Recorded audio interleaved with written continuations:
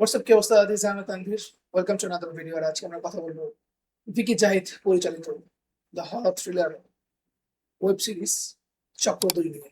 আপনারা যারা ইতিমধ্যে চক্র 1 দেখা শেষ করে ফেলেছেন বা চক্র 1 দেখেছেন তারা অলরেডি জানেন যে চক্র গল্পটা বেসিক্যালি স্যাতানিজমের উপরে যে কাহিনীটা আছে। 2007 সালে বাংলাদেশের একটা ঘটনা ছিল যেখানে একই পরিবারের 7 জন মানুষ আত্মহত্যা করেছিল এবং যাদেরকে আদম পরিবার বলা হয়েছিল। So, তাদের গল্পটাকে একরকম স্পিন অফ ভাবে টান দিয়ে চক্র নির্মাণটা করা হয়েছিল। চক্র 1 এ এই বিষয়ে বেশ কিছু আইডিয়া থাকলে চক্র 2 এ এটা আরো একটু খোলাসা করা হয়েছে, রহস্য ভেদ করার চেষ্টা করা হয়েছে।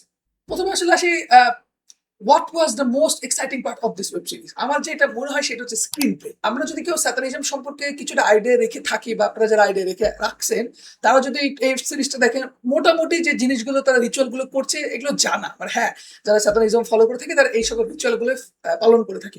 ভিকি জাহিদ করেছে কি সেই রিচুয়াল গুলোকে একসাথে এনে এই ওয়েব সিরিজটা ডেভেলপ করেছে। বাট আপনি কেন থ্রিলিং একটা এক্সপিরিয়েন্স পাবেন?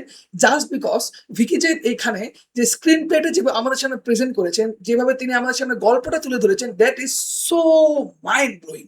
তারপরে আপনার পুরো মুড, একটা হরর বা থ্রিলার যে মুডটার ব্যাপার আছে, এই কালারটা যেভাবে তারা কালারটাকে প্রেজেন্ট করেছে, সেই কালারটা এত স্মুদিং ছিল, আপনার মুডটা অল টাইম একরকম একটা থ্রিলারের মধ্যে থাকবে, একটা হরর আপনি অলওয়েজ ফিল করবেন।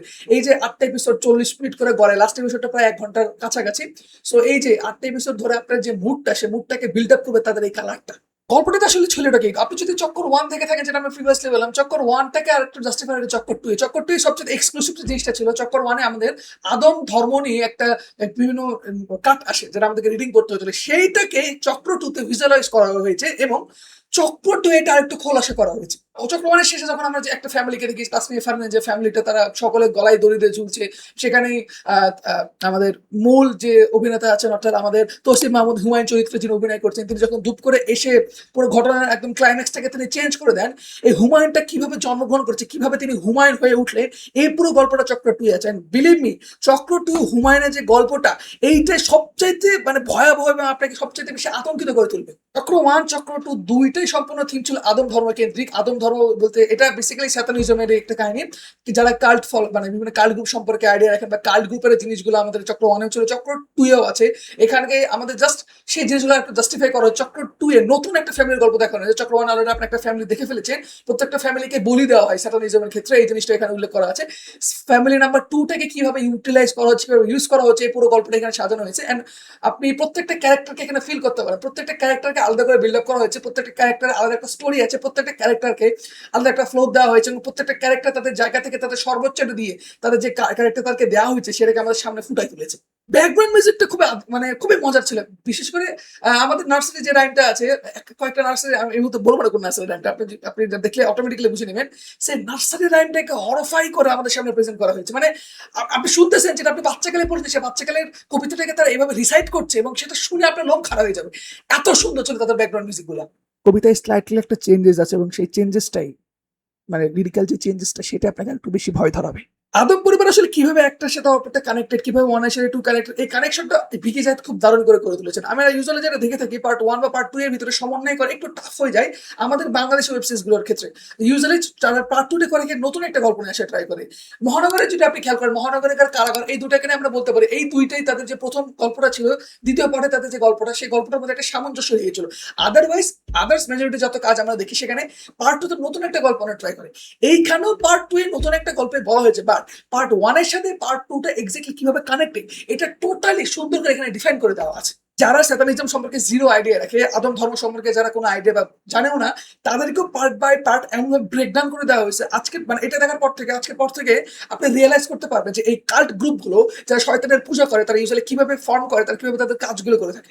আরেকটা কথা না বললে না, যেভাবে তারা প্রপস গুলো ইউটিলাইজ করেছে এবং যারা যেভাবে মেকআপ গুলোকে ইউটিলাইজ করেছে, ম্যান, প্রপস গুলো আসলে ভয়াবহ ছিল। আপনি এখানে আহ বিভিন্ন প্রাণীকে দেখবেন, প্রাণীদেরকে হত্যা করা হচ্ছে পর্যন্ত, মানুষকে হত্যা করা হচ্ছে, রক্ত গলিত মাংস, বিভিন্ন যেভাবে কাঠগুলো দেখানো হচ্ছে, আপনি খুবই ক্রিপ ফিল করবেন। যেরকম গাজী ডাকাতের একটা পার্ট আপনারা অলরেডি দেখে ফেলেছেন ট্রেলারে, যিনি কবরের মধ্যে বসে থেকে মাংস খান, সেটা কিসের মাংস সেটা আপনারা দেখলে বুঝতে পারবেন। এই সিনটাকে যেভাবে এখানে মানে যখন আমরা স্ক্রিনে চলে এত ভালো মতো প্রেজেন্ট করা হয়েছে, আপনার লোমগুলো খারাপ হয়ে যাবে। অর্থাৎ মানে প্রত্যেকটা সিন, প্রত্যেকটা কাট আপনাকে নতুন একটা এক্সপেরিয়েন্স দেবে। এই সিরিজটা ছিল টোটালি একটা নতুন সিনেমাটিক এক্সপেরিয়েন্স। আর ব্যাপার যদি ক্যারেক্টার গুলো কথা বলি, তৌসিফ মাহমুদ, মাই গড, তৌসিফ মাহমুদের অ্যাক্টিং স্কিল আমরা প্রিভিয়াস থেকে যতগুলো নাটকে দেখে থেকেছি, চকলেট বাড়ি অনেক নাটক করেছেন, অ্যাজ আ মানে কমেডি অনেক নাটক করেছেন, বাট একটা এত সিরিয়াস ক্যারেক্টার, তার যে ক্যারেক্টারের সুইচটা হয়েছে এই চক্রটুতে, দ্যাট ইজ মাইন্ড ব্লোয়িং। মানে তার যে ডিপ ভয়েস, তার যে ডায়লগ গুলো ডেলিভারি করা থেকে শুরু করে তার প্রেজেন্সটা, যতবার আপনি হুমায়ুন চরিত্র তাকে দেখবেন আপনার প্রত্যেকবার আপনার ফিল হবে তাকে যে তিনি আপনার আশেপাশে পর্যন্ত আছেন। তিনি বের হবে এটা মোটামুটি স্পেকুলেটেড ছিল, এবং চক্র 2 এর যে কাহিনীগুলো খোলাসা করা হয়েছে পুরোপুরি খোলাসা করা হয় নাই, চক্র 3 এ সেটা একটু বেশি খোলাসা করা হবে, আর সেটা রিলিজ হবে 31শে ডিসেম্বর 2026। চক্র 2 এ বেশ নতুন কিছু ক্যারেক্টারকে আমাদের সামনে ইন্ট্রোডিউস করা হয়, যেখানে এখানে মেঘলা মুক্তা ছিলেন, মেঘলি, এখানে তার নামও মেঘলা, ক্যারেক্টারের নামও মেঘলা। এখানে ছিলেন মৌসুমী মৌ, যিনি চিনি চরিত্র অভিনয় করেছেন। তার চরিত্রে একটা কি বলে চেঞ্জেস আছে, আপনি যদি দেখেন বুঝতে পারবেন, একটা মুড থেকে আরেকটা মুডে তাকে চেঞ্জ করতে হয়। তিনি বেসিক্যালি যে রোলটা প্লে করেছিলেন সেই রোলটাকে সম্পূর্ণ নতুন করে একই সিরিজের মধ্যে, একটা একই গল্পের মধ্যে, that was mind blowing. Azmeri Haque Badhon আছেন অ্যানি চরিত্রে, এই চরিত্রটা অনেক বেশি ইম্প্যাক্টফুল। মানে এই চরিত্রটা আমাদের চক্র 2 এ গল্পের জন্য এবং চক্র 3 তে যে গল্পটা আসবে সেই গল্পের জন্য অনেক বেশি গুরুত্বপূর্ণ। I M a huge fan of Gazi Rakayet, যিনি এখানে আদম চরিত্রটা ফলো করেছেন। প্রথম সিজনে তাকে দেখানো হয় না, বাট সেকেন্ড সিজনে যে গল্পগুলো, প্রথম সিজনে কানেকশন গুলো আছে, সেখানে সেকেন্ড সিজনে তার মাধ্যমে আর কি ফুটায় তোলা হয়েছে। হুমায়ুনের সাথে মানে সে শাওনের রুমকি চরিত্রটা বেশ যোগ সাদৃশ্যটা আছে, এবং আহ, যেইভাবে হুমায়ুন চরিত্রটাকে বিল্ড আপ করা হয়েছে তার সাথে অ্যালাইন করে, আমি সে সময় অনেক অনেক বেশি গা ছমছম করছিল আমার, মানে যেভাবে জিনিসটা সাজানো হয়েছে হুমায়ুনের ক্যারেক্টারটা রূপকির সাথে। আরেকজনের কথা আমি বলবো, রিসেন্টলি তার কাজগুলো এত ভালো আমার লাগছে, আমি তাকে গত লাস্ট ক্যাক্টাসে তিনি ছিলেন শুটার চরিত্রে, যেটা হচ্ছে আমাদের আরএফএন জিলানি, এখানে তিনি রাজ চরিত্র অভিনয় করেছেন, টোটালি একটা ডিফারেন্ট চরিত্র, বাট তার একটা ইম্প্যাক্ট আছে। যেরকম ক্যাক্টাসে বলেছিলাম, আমি একটা লাইন বলেছিলাম যে এখানকার অ্যান্টাগনিস্ট যিনি আছেন, অ্যান্টাগনিস্টের অরাটাই বেশি।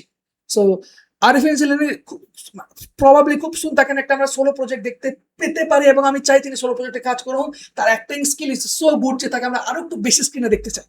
আরেকটা ক্যারেক্টারের প্রশংসা করে আমি আর কি ক্যারেক্টারের প্রশংসা শেষ করবো, সেটা হচ্ছে আখতার হোসেন জিবরান চরিত্র। আপনি যদি জিবরান চরিত্রটাকে দেখে থাকেন সিজন 1 তার সিজন 1 আমার মনে হয় সবচেয়ে ভয়াবহ চরিত্র এবং সবচেয়ে গা ছমছমের চরিত্র ছিল তার। সিজন 2 তেও সেটা কিছুটা বলবৎ আছে। সিজন 2 তে যে তাকে খুবই অন্যভাবে দেখানো হয়েছে ব্যাপারটা সেটা না, তবে ক্লাইম্যাক্সে তার একটা বড় অবদান আছে। একটা জায়গায় একটা ক্লাইম্যাক্স আসবে, সেই ক্লাইম্যাক্স আপনি তাকে দেখতে পারেন, এবং তার সাথে এই ক্লাইম্যাক্সে আরেকজনের অবদান আছে। তিনি হচ্ছেন এ কে আজাদ সেতু সেলিম চরিত্রে। সিজন 1 এ সেলিম চরিত্রটাকে আমরা বেশ অনেক সময় দেখেছিলাম স্ক্রিনে, বাট সিজন 2 তে খুব বেশি তিনি নাই। তবে ক্লাইম্যাক্সের পার্ট বাদেও সিজন 3 তে যে পুরো ঘটনাটা সেতু সাহেব নিজের মুখে বলবেন, অর্থাৎ সেলিম চরিত্রটার মাধ্যমে হবে, সেটা সিরিজ এন্ডিং হওয়ার সাথে সাথে আপনারা বুঝে ফেলবেন। আর বেশি কিছু বলার আমার নেই এই মুহূর্তে। This was a very good web series, এটা অবশ্যই রেকমেন্ডেড। আই স্ক্রিনে চলতেছে, আপনারা 25 টাকা দিয়ে এটা দেখে কিনে দেখে ফেলতে পারেন। আমার পার্সোনাল রেটিংস এখানে 7.5 আউট অফ 10। হোপফুলি সিজন 3 যেটা আসবে, সিজন 3 তে অনেক বেশি কিছু খোলাসা করার বাকি আছে।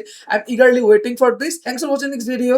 আমার চ্যানেলটা সাবস্ক্রাইব করে পাশে থাকবেন, বেল আইকনটাতে চাপ দিয়ে রাখতে পারেন। খুব সুন ফেসবুক পেজটাও লঞ্চ হবে, সেটা আপনাদেরকে জানিয়ে দেওয়ার ট্রাই করবো। Till then sign or tata, see you in the next video.